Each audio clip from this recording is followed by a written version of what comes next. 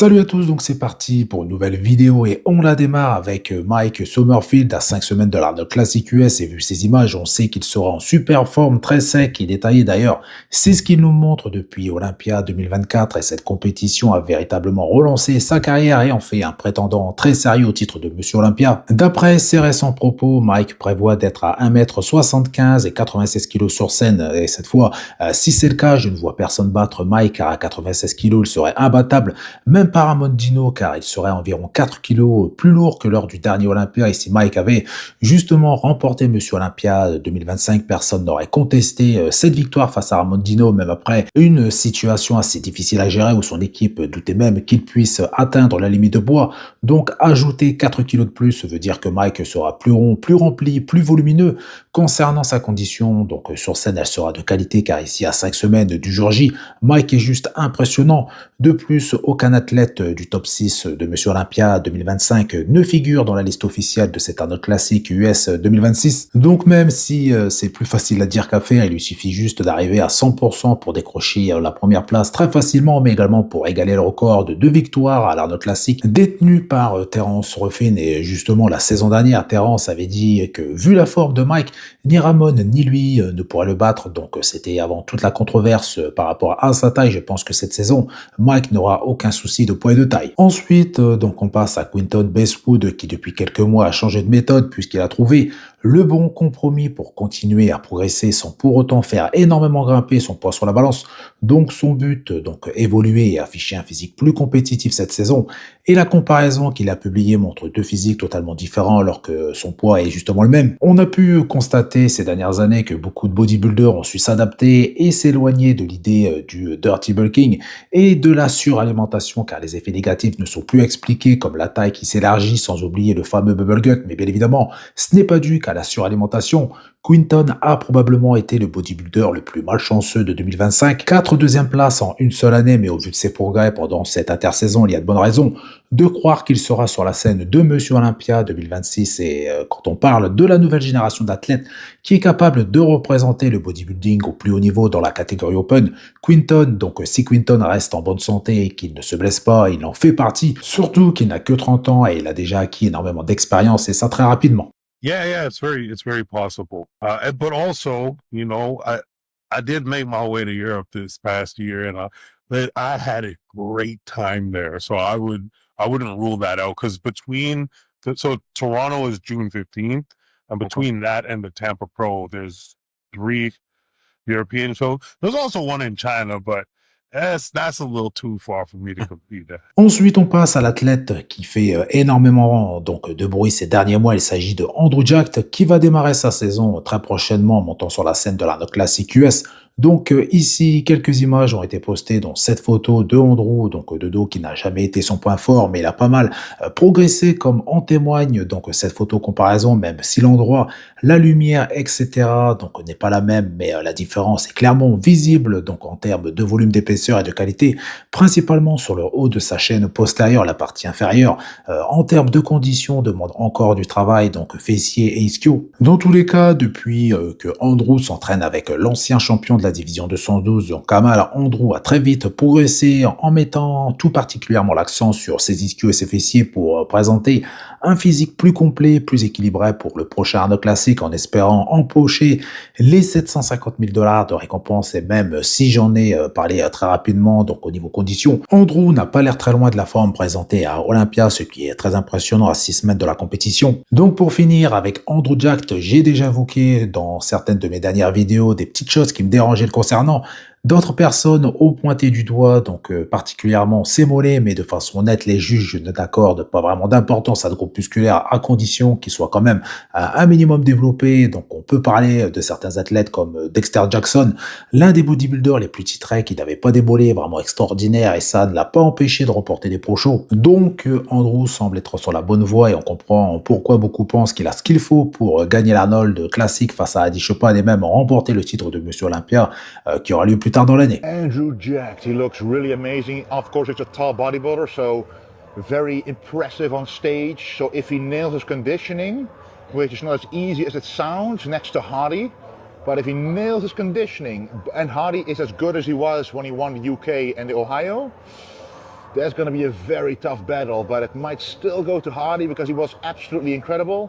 But Andrew is one of a kind bodybuilder, so it's going to be a tight one. So Hardy and Andrew is going to be the top two in my opinion. Ensuite, on enchaîne avec Sacerati qui a annoncé sa première compétition de 2026. Donc, il commencera avec le FIBO en Allemagne. Donc, je ne manquerai pas l'occasion de le rencontrer si je tombe dessus. Donc, pour rappel, Sas avait affiché un super physique face à Andrew Jack. C'était probablement l'un des plus gros chocs de 2025. Donc, de voir Sacerati devant Andrew Jack après le pré-tuning, mais Andrew est repassé devant donc en finale. Donc Sas a travaillé très dur pendant toute l'intersaison depuis sa dernière compétition qui a été le British Grand Prix. Donc j'espère revoir Sas sur scène avec un dos plus large, plus épais. Et si c'est le cas, Sas pourrait surprendre, surtout que pour le moment, aucun top athlète n'y participe. Donc c'est une occasion à ne pas rater pour essayer de se qualifier très rapidement pour Monsieur Olympia, sachant que la saison dernière, Sas a été donc le bodybuilder le plus actif, 8 compétitions en une seule année, ce qui est extrêmement rare et le plus impressionnant, c'est que son physique a été toujours très compétitif. Il n'a pas décliné au fil des compétitions et pour ceux qui ne le savent pas, le préparateur de Sas s'appelle donc Chris Aceto qui l'a aidé à être pratiquement toujours au top sur scène et je pense que nous le verrons sur scène à Olympia mais seulement si son physique présente au minimum un meilleur dos. On passe à Anthony Williams avec quelques images de son physique donc à 5 semaines de ses débuts pro qui sont très attendus.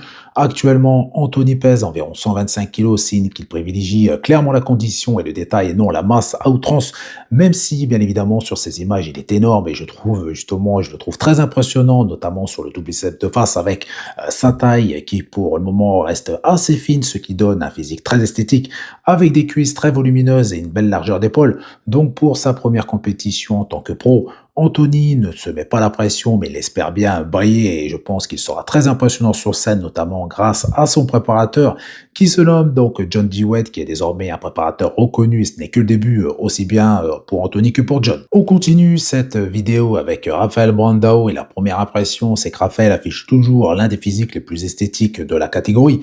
Aucun groupe musculaire n'est vraiment disproportionné, rien n'est trop gros ni trop petit, cela correspond donc tout à fait à la déclaration de Brandao qui visait à ajouter entre 2 et 3 kilos de muscle d'ici sa prochaine compétition. Rafael a gagné en volume tout en améliorant l'esthétisme de son physique. Côté diète, son préparateur a introduit des journées très faibles en glucides très tôt dans la préparation, sans doute pour qu'il soit prêt à l'avance ou que Rafael était donc légèrement en retard sur sa préparation, en sachant que Rafael est un athlète qui se transforme assez rapidement et il fait partie des rares athlètes à être très haut en hydrates même en préparation. Donc sa diète low carb serait une journée très haute pour certains athlètes. Donc vu son physique actuellement à environ 5 semaines du jour J, c'est déjà du très bon travail. Pour rappel, la dernière fois que Rafael a participé à l'Arnold Classic, il a terminé dans le top 3, juste derrière Samson Dauda et Adi Chopin. Et honnêtement, avec la même condition et 2 à 3 kilos de muscles supplémentaires, il pourrait changer complètement la donne. Il a bien précisé qu'il ne revient pas juste pour participer ou finir dans le top 5, surtout après 16 mois d'absence. Rafael veut pour son retour étonné faire partie du top 4. Et pour info, Rafael enchaînera avec le Pittsburgh Pro, le New York Pro en espérant se qualifier pour Monsieur Olympia 2026, ce qui veut dire que nous verrons à plusieurs reprises Rafael sur scène face à des top athlètes. Donc la tâche s'annonce difficile s'il cherche donc à se qualifier lors de ces compétitions. Ensuite, on enchaîne avec Wesley Vissers qui, on peut le dire, se moque gentiment de Mike Summerfield à travers cette vidéo. A popular question I get is how tall are you going to be at the Arnold Classic? So I've been thinking I should at least get to around 6'3", right? But then I was thinking, why not go for 6'4"? Maybe. We're gonna go for 6'5". I am called the Dutch oak for a reason. And what does an oak do? An oak grows, guys. An oak grows. So I'm gonna go for around the 6'4", 6'5" mark, around there. But at least 6'3". We'll see. What do you guys think? Donc ça ne sera pas une surprise si je vous dis que beaucoup de personnes demandent à Wesley comment vont ses cuisses, en sachant que le haut de son physique est juste incroyable, il possède l'une des structures les plus impressionnantes de la catégorie classique physique, Mais malheureusement pour lui, on ne juge pas uniquement la partie supérieure d'un physique sur scène. Pendant de longs mois, Wesley a gardé ses jambes cachées, c'est toujours le cas et nous ne les verrons sûrement pas avant, donc le jour J qui aura lieu dans environ 5 semaines. Donc que Wesley nous montre ou non ses cuisses, ça ne changera rien hormis satisfaire notre curiosité. Donc soit il récupère tout l'engouement perdu après cet Arnold classique, soit il déçoit une nouvelle fois, même si ce mot est un peu fort, mais il est tout à fait probable qu'il ne fasse pas partie du top 3 car les juges veulent récompenser un physique plus complet. Donc le physique le plus complet, c'est justement Mike Summerfield qui correspond parfaitement à ce terme. Physique énorme, plein rond et en super condition, mais avec le retour de Wesley après un an d'absence, tout le monde s'attend à de vraies améliorations concernant le bas de son physique, ce qu'il avait lui-même promis en ne participant pas à Olympia 2025. L'objectif était clair, faire un très bon et un très long hors-saison pour vraiment progresser, donc à voir. Are you going to do any other show? Well, in my opinion, I'm not getting younger. My career is limited in the time of years remaining, so if I'm in shape, I might as well probably do some other shows, which are pretty close to those two big shows. So, be on the lookout, stay tuned for those announcements, but I'll probably do more than just the two Arnolds, guys. Pour finir cette vidéo, nous avons enfin des informations concernant Adi Chopin avec sa première déclaration officielle concernant toute la situation avec l'Iran. Donc, bien évidemment, toutes les plateformes de body ont publié des publications traduites que Adi Chopin a postées, en sachant que Adi parle persan et certains Iraniens affirment que c'est une très mauvaise traduction de ce qu'il a réellement dit. Donc, malheureusement, Adi n'a pas parlé de sa situation concernant le prochain Arnold Classic. Donc, pour l'instant, nous ne savons toujours pas s'il va concourir ou non, mais c'est ce que justement les fans de bodybuilding veulent savoir. Nous avons également Lee Priest qui a justement fait une déclaration qui est intéressante et pertinente. D'ailleurs, je vous mettrai sa vidéo en fin de vidéo pour que vous puissiez la regarder pour ceux que ça intéresse. Donc, Adi aurait pu choisir de vivre dans n'importe quel pays, surtout après avoir remporté Monsieur Olympia avec l'argent qu'il a gagné. Il aurait pu vivre n'importe où, mais il a choisi de rester en Iran et malheureusement, de plus en plus de personnes publient des vidéos qui montrent clairement que Adi n'est plus le héros national. Et il y a également une autre version d'histoire selon laquelle Adi serait resté délibérément silencieux sur toute cette affaire car elle connaissait les risques de s'exprimer contre le régime actuel. Selon certaines infos, Adi Chopin aurait obtenu son visa, mais il semble peu probable qu'il ait poursuivi sa préparation, surtout avec un mental qui n'est pas focalisé à 100% sur la préparation. Et si Adi ne participe vraiment pas à cet Arnold classique, ce show s'annonce beaucoup moins intéressant car personnellement, je voulais absolument voir Adi Chopin affronter le nouveau Andrew Jackson sur scène. Donc voilà, c'est tout pour cette vidéo. Donc comme habituellement, je compte sur vous pour faire péter les pouces bleus. Pensez à vous abonner si ce n'est toujours pas fait pour ne pas rater mes prochaines vidéos. Donc je vous dis à bientôt et je vous laisse avec la vidéo de Lee Priest. Oh my God, can we stick to bodybuilding, not politics? Hardy's a great champion. He should have won a few more Mr. Olympias. He doesn't owe anybody anything. And if he's in Iran, would you say shit if you were there? It's not like America, Australia, the UK or countries where you have freedom and you can speak out against your government, get up in the face of politicians, get up in the face of policemen, get up in the face of the army, the National Guard. Try doing that over there. See how long you, your family and friends would last. Or you little fucking piss ants on the computer talking shit about him. Are you in Iran talking shit to the government? No. You're just sitting back acting like little virtual signalers. I remember when Hardy won one of the big shows and he did speak out against the government. What did all you little fuckers say?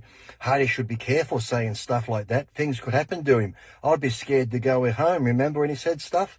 Everyone said Hardy should be quiet. Now you want him to fucking speak out in a worse time over there than ever, where they are killing women, children and people, men, everyone. And you want him to speak out now? Grow the fuck up. Should we get mad at people who voted for Kamala? Should we get mad at people that voted for Trump?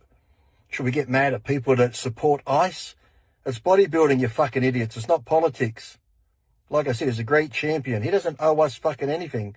But we know Hardy loves the Iranian people. Do you think he's happy? Do you think a lot of the Germans were happy with what Hitler was doing back in the fucking day? Did they speak out? No. Because shit happens in those countries. Oh, I was just outside mowing. I thought I was done with rants for today. Guess I'm not. I come back in and now I get hate from Iranian people. Lee, you don't know what it's like over there. You don't know this, you don't know that. Every one of you that commented that to me, I looked at your profiles. Guess what? You don't know what it's like over there either, you dumb fuck, because you're not in the country. Some are in Budapest, some are in England, some are in America. You're not even in Iran. Yet you think you're bodybuilders. I see pictures of you in the gym posing with your shirts off. So you're young, healthy, athletic, strong men. Why aren't you over there fighting for your Iranian people then? Telling Hardy he should do this. At least Hardy, being the champion he is and the money he has, he could live in any country he wants. But he loves his country. He loves the people of Iran, and he chooses to live there. You little fucking cowards fled. Little tail between your fucking legs, whether your parents took you or not. You fucking fled to get away, to have freedom. And now you're going to talk about a guy that lives there?